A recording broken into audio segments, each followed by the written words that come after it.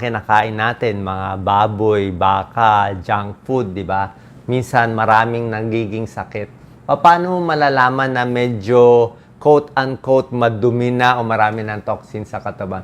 Ito yung mga possible na senyales. Yung lagi kang constipated. Siyempre, mas gusto natin regular ang dumi mo. Laging may bad breath, body odor. Minsan, baka masyadong spicy o biglang tumataba ka. O yung pag-iisip mo, medyo may brain fog ka. O nagkakaroon ka ng mga rashes. Okay? Pwede rin yan. Hindi makatulog, na lalagas yung buhok, puro arthritis, masakit yung katawan. So, ito yung parang detox natin. Actually, matagal ko na ito ginagawa, pero lately, mas ginagawa ko siya. Siyempre, pag tumatanda tayo, i-try natin. Siyempre, yung dugo natin, yan na nagdadala ng mga oxygen, hormones, clotting factor. Diyan dumadaan lahat, mga sugar, mga fats. Kaya pag malinis yan, di ba? Pag malinis ang tubo, maganda tubo ng puso. Hindi magbabara, hindi ma-heart attack, hindi mamamatay. Maganda yung daluyan sa utak, hindi ma-stroke, di ba? Kasi hindi natin makikita yan eh. Di ba? Depende sa ginagawa natin. Blood, pang transport, pang protection, may white blood cell, pang regulate ng katawan natin. Yan. Basically, ito na, binigay ko na yung basic tips, di ba? Maraming tubig. Siyempre, gusto nyo mag-lemon water. Mas lilinis ang katawan. Mamaya, tuturuan ko kayo ng mga juicing. Maganda rito mga juicing. Green tea. Ayan, no? Iwas sa mga sweets. Pawis. Pero ingat din sa pawis. Ayoko rin sobrang pawis. Baka ma-dehydrate ka, masira yung kidneys, mag-kidney failure. Kung magpapawis sa atin, sobra init, mas maganda mag-exercise nga sa malamig eh. Kung sa mall na lang kayo maglakad eh. Drink more water, bawas karne, bawas baboy, baka. Tingnan natin kung kaya nyo. Eat more fiber, stress less, and tulog. Isa-isahin natin. Tsaka yung liver at kidneys natin, naglalabas din yan ng mga dumi sa katawan. So makakatulong yan. Yan nagre-remove ng kidneys at liver ng toxin sa katawan. Ito sa pag-ihi, sa pagdumi, dyan lumalabas. Kung titingnan nyo, magugulat kayo yung hindi kumakain ng baboy, baka, ayan lalo na yung mga vegetarian, mas mahaba buhay nila, 6 to 10 years. Okay, mas payat sila. So, dagdag buhay. Kaya nga yung mga Seventh-day Adventist, may pag-aaral, mas mahaba buhay. Yung meat eaters, araw-araw, taba, lechon, baboy, ano pa ba, sisig, favorite natin, fast food, fried chicken every day. Ayan, 2 times nagkakabara sa puso. Tignan nyo to. Pag beef ang kinakain mo at beans, tignan mo karne, red meat o gulay. 20% ng protein, pareho. Okay, may protein sila. Pero ang steak, 80% ng calories niya, puro taba. Saturated fat. Bad fat. Pag ito naman, halos walang saturated fat. 5% na puro siya complex carbohydrates. Hindi nagpapataas ng blood sugar. Ito may hormone pa. Ito pampataas ng cholesterol pa, yung karne. Ito may steroids pa minsan, may antibiotic pa kung ano ini-inject sa baboy, sa baka, kaya hindi na nga maganda. Ito nakaka-constipate, walang fiber. 'Di ba? So, lalo maimbak yung dumi sa tiyan, baka magdikit-dikit yan sa colon natin, maging colon cancer pa. Mahal pa. Pero pag gulay ka, baba cholesterol, maganda sa puso, maraming fiber, magaganda pag dumi mo, 'di ba? Pag organic, pag mga tanim nating gulay, mas maganda pa, mas mura siya. 'Di ba? So nakita nyo, basically yan ang difference nila. So pag tinigil mo 'tong mga karne, at least baboy and baka, or bihira ka lang kumain, baka once a week at konti lang, uso ngayon all you can eat, 'di ba? Yun ang gusto nyo. Yan ang problema sa all you can eat, mahirapan yung katawan natin. May warning pa ako. Dami nakapila sa all you can eat, di ba? Kakain ng daming karne, ganyang karami. Alam ko, may libre. Baka mahirapan kidneys. Kidneys mahihirapan. Kasi pag sobrang meat, hirap ang kidneys. High protein. Lalo na kung may dating sira ang kidneys, baka tumaas creatinine ninyo.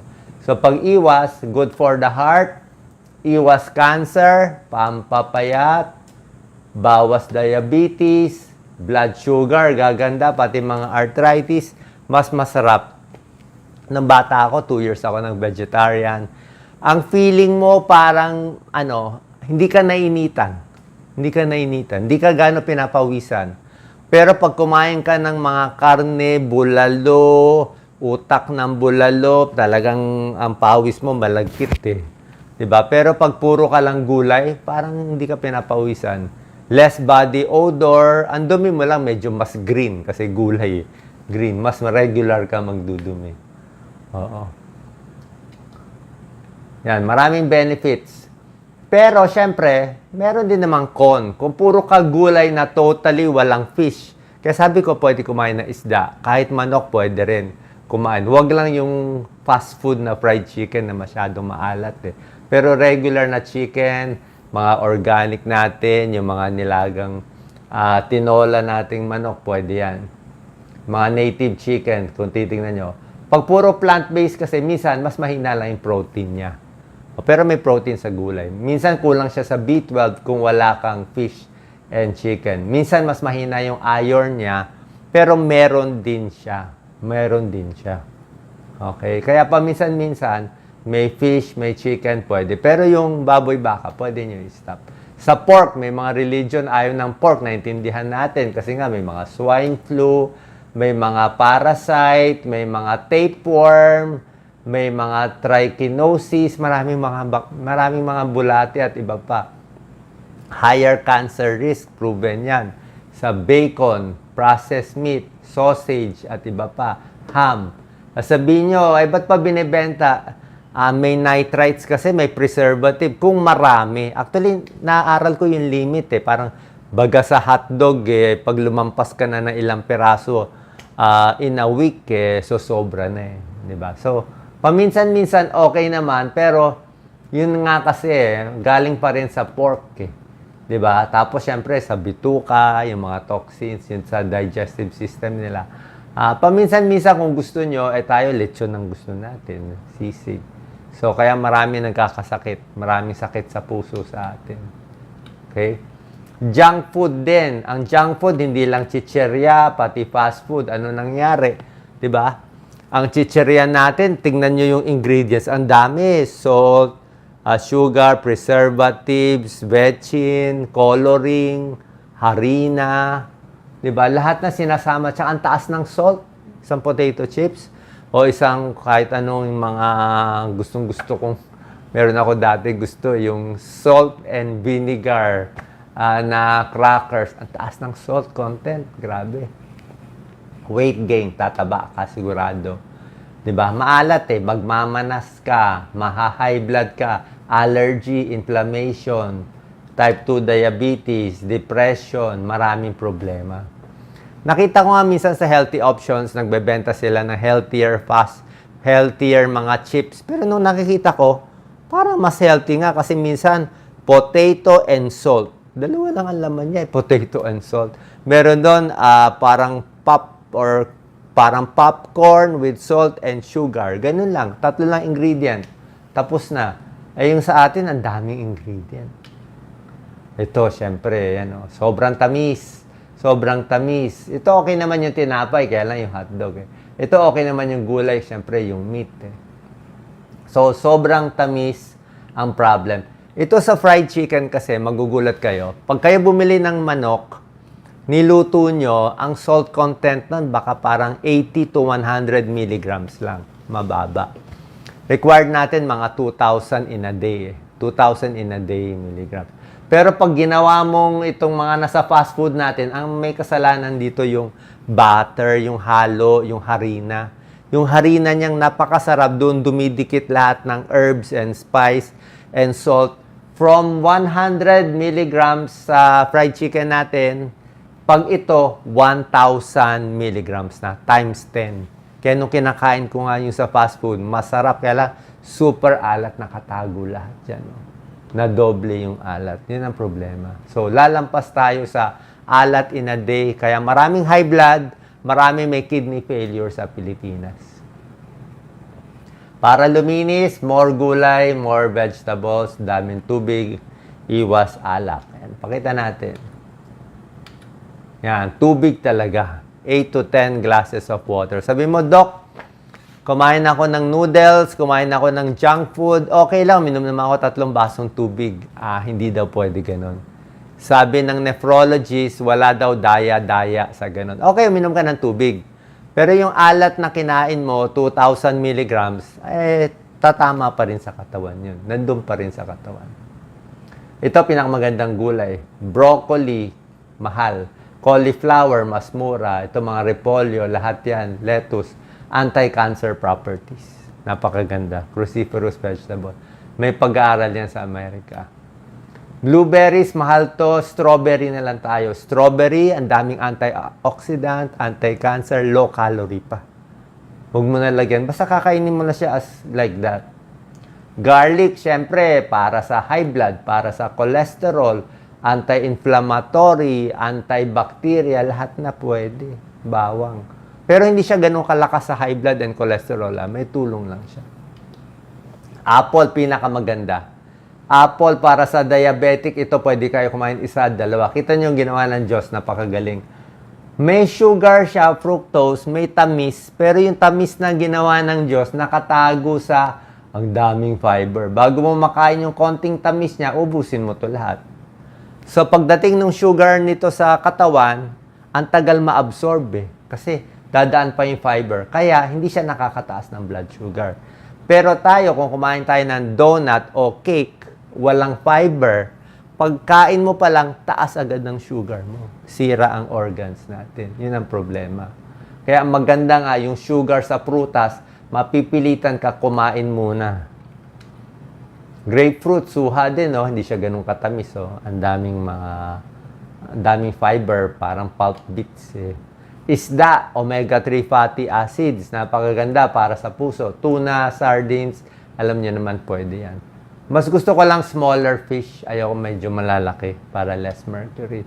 Luya, di ba? Anti-inflammatory.